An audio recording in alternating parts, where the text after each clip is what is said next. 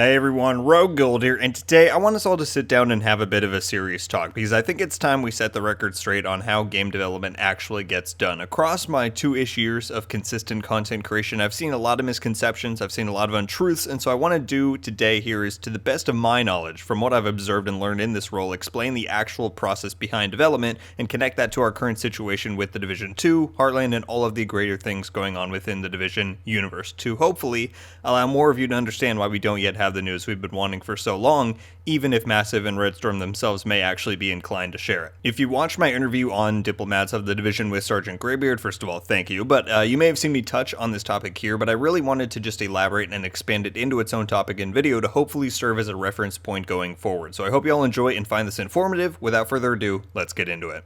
I want to start out with the same analogy I shared on that Diplomats interview, which was to view the Ubisoft and studio, whether that be Massive or Red Storm relationship, as one between a film studio and a specific director or crew on a movie. Now, it's not a perfect comparison, which I'll get to, but it's a good starting point. Alright, let's say a director wants to make a particular movie. They have their vision laid out for it, what elements they want to include, and what they specifically don't want to include. Well, that's all great. They can have the most expansive vision for a film that anyone's ever had in history. But what do they need in order to get that done? Funding. Funding not only to hire and sustain the crew of people who are going to make that film alongside you, but funding for the marketing as well, so it's successful once it's done and ready to be released. And this is where a film studio comes in. Now, they'll give you the money to get the job done, that's great, but now you have to play by their rules because you're under their banner, and you have to come to a compromise on the vision of the movie, otherwise you aren't going to get that money to get it done in the first place. Let's say that maybe originally the director wanted their characters to do a lot of swearing in the movie, right? Well, the studio says we don't want to get an R rating and limit our audience, so no swearing. Alright, the director begrudgingly agrees. Well, the director also maybe wanted the ending of their film to be a tragic one. The protagonist loses, they don't accomplish the goal that they set out to do. Well, the studio says sad endings usually leave the audience a bit sad as well, and that might end up hurting the ratings. You can keep the general story, but rewrite the ending so it's a bit more uplifting. You guys see what I mean? A director, or in this comparison, a game studio, doesn't have the ability to freely do whatever it wants. The publisher, in this case Ubisoft, is funding and marketing the games its studios make, which in turn gives them the authority to make some of these decisions. This often comes in the form of microtransactions. For games, a studio might say, hey, we're done, here's the game, you can release it whenever you want, and the publisher says, well, there's really not that much money-making potential here. Go back and make the main story longer by having XP rates reduced, and we'll sell XP boosters in the store to make it easier for people. Now, luckily, that type of monetization has never really reached the division. It's been purely cosmetic stuff, which is obviously great, but it's a good example of the type of control that a publisher can have over the whole project. Now, while that may sound like a very one-sided relationship, which it kind of is and can be, it's also important to recognize that if a publisher is too picky or too controlling with their studio or studios, then that's going to create a lot of tension and a lot of bad work environments, which ultimately leads to nothing but more strenuous productions and worse end products. Again, luckily, I don't think we've ever seen too much of this transpire for the division, but it's an aspect to this relationship that I think is very prevalent across the gaming industry. Now, fortunately for me, I'd planned to make a video like this for a good number of days now, as you heard me say on Diplomats, but Terry Spear, who if you don't know is the creative director on the upcoming Division Heartland, actually replied to a tweet the other day addressing this exact topic, coincidentally, of the relationship between Ubisoft and Red Storm and the other studios under the Ubisoft banner. So let's take a look at what he said for some insight for someone who is actually directly connected here. So in a totally unrelated tweet that Terry put out, someone replied to him saying, "Not to change the subject, Terry, what are the chances we can get you guys to buy the IP for Division 1 and remaster that and turn the game back into a live service? Gotta be honest, Terry, as always, Measured is still hitting like a truck."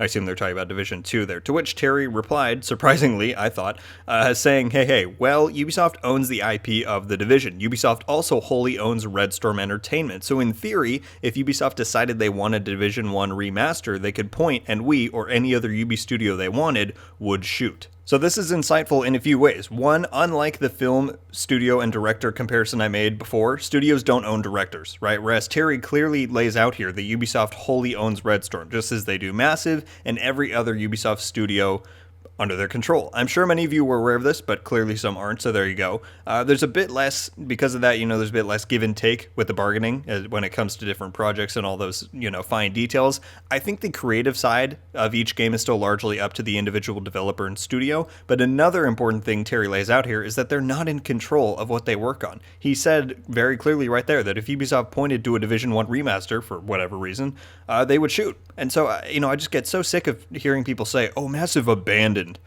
the Division 1. Massive abandoned Division 2 before they decided to crawl back and make more content. Red Storm abandoned Division 2's PvP because they selfishly wanted to go make Heartland. Those are all legitimate comments I've received, and it's just like, no, that's simply not how it works. Ubisoft, the publisher, the one who owns these studios, decides what they work on. Now, the details of the project they're assigned to is then largely up to the developers, as they're the artists, the talent that Ubisoft owns for the sole purpose of making good games, but the one and only reality is that Ubisoft told Massive to begin working on the Division 2 as soon as they saw the record sales for Division 1. They told Massive that Division 2's production was going to end after Season 4, and then changed their minds later on, which is why we're seeing such a large gap in content right now while Massive is trying to get back on track. They instructed Red Storm to stop developing Division 2's PvP aspects to begin working on a free-to-play spin-off in Heartland.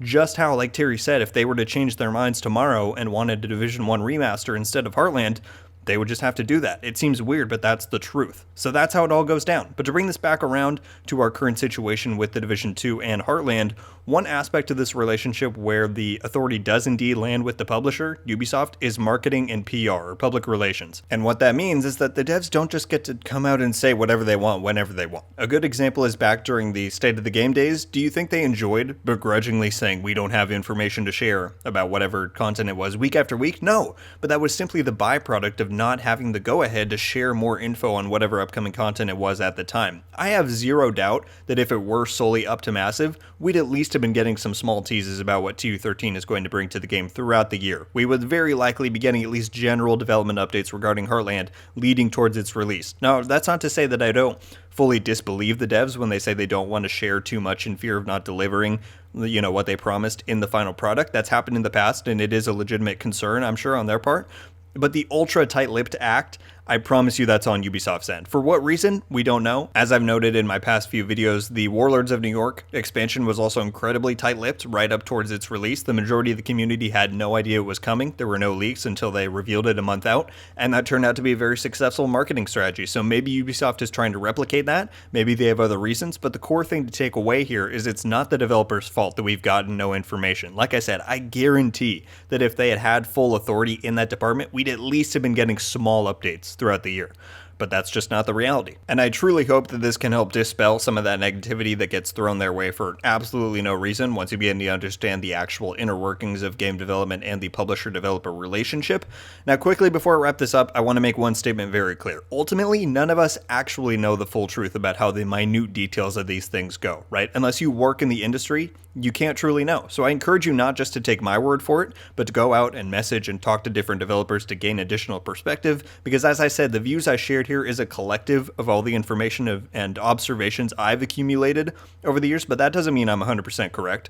So yeah, I hope this video helped enlighten you on the subject, but I also hope it made you more curious and open-minded as well. Thank you all so much for watching. Leave a like if you enjoyed this video, and be sure to subscribe with notifications on to be updated every time I upload. Let me know your thoughts on this whole topic. What's your perspective on the publisher-developer relationship, and do you think Ubisoft is justified in keeping all of this information so secretive?